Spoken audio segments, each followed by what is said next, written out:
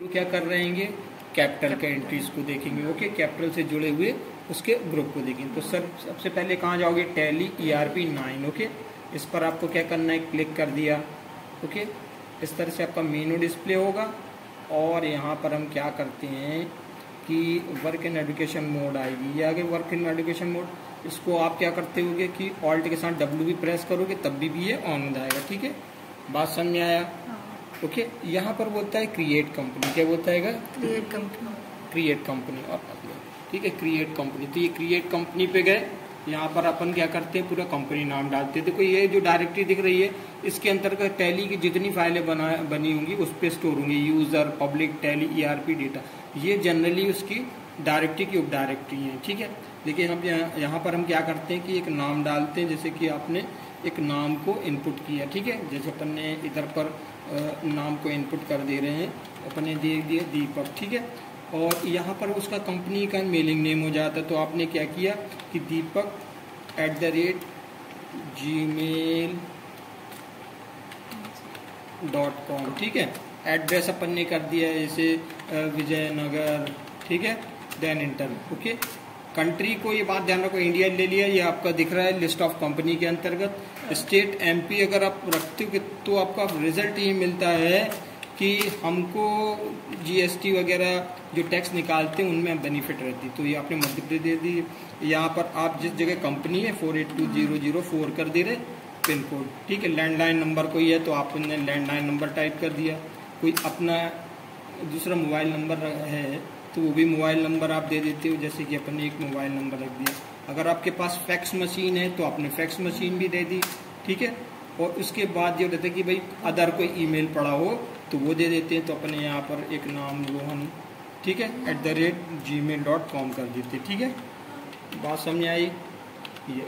Okay, website तो website रख सकते हो, नहीं है तो खाली जोड़ देते हो, देन एंटर। अच्छा, ये बात ध्यान रखो, वित्तीय वर्ष जो चालू होता है वो 1/4 से शुरू होता है। ठीक है, और हमें 1/4 इनपुट करने के बाद एंटर किए और ये होती बुक बिगिनिंग फॉर्म। तो जब अपन ने वित्तीय वर्ष चालू किए तो वही डेट को इनपुट कर देते हैं। ओके, और बाकी सबको आप inter inter inter inter inter करते चले जाते हो, या Ctrl+A करोगे तो वो सेव हो जाएगी। ठीक है, देन इंटर। बात समझ में आया। ये हो गई अपनी नई कंपनी तैयार। सबसे पहला मेनू थोड़ा सा, ठीक है, देखो सबसे पहला मेनू कौन सा आ जाता है, गेटवे ऑफ टैली का। क्या किसका हो जाता है, गेटवे ऑफ टैली का। ठीक है ना। अब यहाँ पर अपन क्या है कि आज की जो एंट्रीज है उसको पहले देख लेते हैं। ठीक है, अच्छा एक बात और भी है कि उसकी अगर सेटिंग वगैरह करनी है तो आप F11 से सेटिंग उसको कर सकते हो। ठीक है, जैसे F11 दिया और अकाउंट फीचर्स वगैरह, तो यहाँ पे देखो ये सारी चीज़ें जो है सब ठीक ठाक है, कोई प्रॉब्लम वाली बात नहीं है। ओके, Ctrl+A करके अपने फीचर्स को सेलेक्ट कर लिया। तो जैसे कि मैं बता रहा था कि पहला मेनू आपका अकाउंट इन्फॉर्मेशन होती है। अब रही बात कि कैपिटल, व्यापार के प्रारंभ में जो पूंजी लगाई जाती है उसे हम बोलते हैं कैपिटल। ठीक है ना। तो व्यापार में पूंजी आ रही है, कैपिटल आ रहा है, यानी कि रिसीप्ट हो रहा है, तो रिसीप्ट के लिए F6 कर देंगे। ठीक है, तो आपने F6 प्रेस किया और Ctrl+C किया, यहाँ पे हम डाल देते हैं कैपिटल। ठीक है, ये आपने कैपिटल। ओके, ये कैपिटल हो जाती है, कैपिटल के लिए कैपिटल अकाउंट डाल दिया, देन Ctrl+A करोगे, ये इनपुट हो जाती है। अब यहाँ पर हमने कैपिटल डाल दिया 50,000 रुपये, ये 50,000 डाला और ये तुम्हारी कैश। ठीक है, ये तुम्हारी कंपनी पर पैसा आ गया है। इसे चेक करने के लिए हम क्या करते हैं कि बैलेंस शीट पे जाते हैं। बैलेंस शीट पे जाके क्लिक किए तो देखो कैपिटल 50,000 आ गया। अब क्या हुआ कि अपन व्यापार के लिए पैसा तो जोड़े हुए, अब मान लेते हैं कि अब आपके यहाँ कोई मेहमान वगैरह आ गए है ना, गेस्ट वगैरह, तो उन्होंने क्या किया कि जो 50,000 है उसमें से 5,000 रुपये आपने खर्च कर दिया। ठीक है, तो जब हमने खर्च कर दिए तो वो F5 हो जाती है। क्या हो जाती है, F5। तो यहाँ पर हम क्या करते हैं, एंट्री ऑल्ट के साथ C लेते हैं। ठीक है, ऑल्ट के साथ C लिए और यहाँ दे देते हैं ड्राइंग। ठीक है ना। जब हम क्या करते हैं, जब हम अपना निजी खर्चा करते हैं, क्या करते हैं, निजी खर्च। ठीक है, तो जब निजी खर्चा करते तो ड्राइंग्स कहलाती है, और अगर व्यापार में करें तो वो एक्सपेंसेस हो जाती है। ओके, इसको देन इंटर, ये भी आपके अंडर कैपिटल एंट्री रहेगी, इसको इंटर इंटर इंटर इंटर, ये इंटर कर दिया। अब आपने 5,000 उसके ऊपर खर्च कर दिया। ठीक है, देन कैश।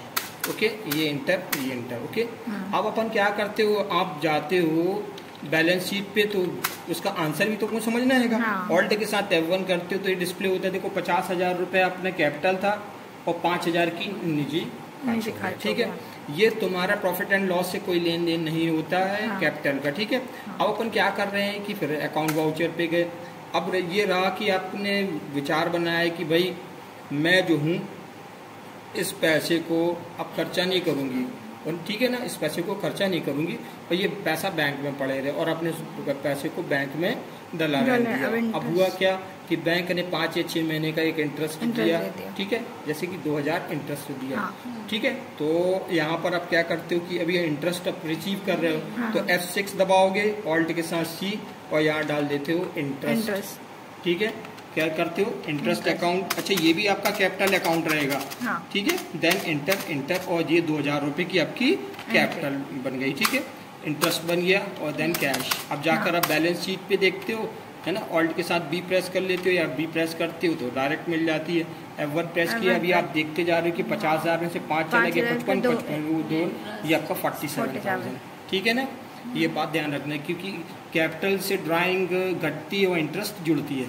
अब आते हैं निजी खर्चे के ऊपर ब्याज, है ना, तो इंटरेस्ट ऑन ड्राइंग क्या हो जाएगी, इंटरेस्ट ऑन ड्राइंग। हाँ, तो ये आपकी इंटरेस्ट ऑन ड्राइंग जो रहेगी वो आपकी F7 की एंट्री रहेगी। किसकी एंट्री रहेगी, F7। यहाँ पर मान लेते हैं कि जिस व्यक्ति के लिए आपने निजी खर्चा 5,000 किया था उसी ने ही आपको ऑर्डर दिलवा दिया, है ना, मान लेते 10,000 रुपये उसने ऑर्डर दिलवा दिया, तो वो तो आपके बिजनेस के लिए फायदे के लिए है, तो वो अपना प्रॉफिट हो रहा है, तो वो एंट्री जो रहेगी वो आपकी इनकम की रहेगी। तो यहाँ पर अपन क्या करते हैं कि 10,000 इंटर किया, ये कैश से चली गई। ठीक है, कैश नहीं रहेगा, ये आपका जो रहेगा ऑल्ट के साथ C, इंटरेस्ट ऑन ड्राइंग। ठीक है, इंटरेस्ट ऑन ड्राइंग। ठीक है, ये इंटरेस्ट ऑन ड्राइंग की एंट्री हो जाती है। तो यहाँ पर क्या करते हैं कि ये आपने C किया, इंटर, ये तुम्हारा इनकम का एंट्री है। किसका एंट्री है, हाँ, ये आप क्या करते हैं कि इनकम, क्योंकि वो ऑर्डर दिलवा दिया ना उस बंदे ने।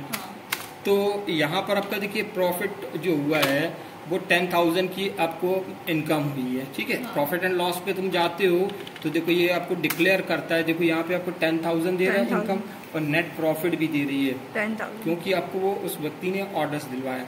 लेकिन यहाँ पर अगर आप बैलेंस शीट के अंतर्गत देखते हो तो ये 37,000 दे रहा है। कितना दे रहा है, 47 लेस 10 इज इक्वल टू 37। ठीक है, यानी कि 37,000 दे रहा है। वो 37,000 इसीलिए दे रहा है क्योंकि वो इंटरेस्ट ऑन ड्राइंग को ड्राइंग्स मान के ही चलता है, इसीलिए वो ऐड होती है। इस बात का आपको विशेष ध्यान देना है, क्योंकि मुनाफा अलग है और निजी खर्चा अलग है। तो मुनाफा के लिए प्रॉफिट को जो है वो PL में दिखा देगा, और उसको जो इंटरेस्ट ऑन ड्राइंग को वो ड्राइंग मान के चल रहा है, इसीलिए उससे वो लेस कर देगा, जैसे ड्राइंग को लेस कर दिया रहा। आप समझ में आई बात। तो ये तुम्हारे जो इंट्रीज होती है, अभी आप देख भी रहे हो कि अपने ये 37,000 बिल्कुल एग्जैक्ट निकला हुआ, ये तुम्हारी कैपिटल की एंट्री होती है। तो कैपिटल में कभी भी इंटरेस्ट जो रहेगा वो ऐड होगी, ड्राइंग घटेगी, और इंटरेस्ट ऑन ड्राइंग जो रहेगा वो लेस होगा। ठीक है, बात समझ में आया।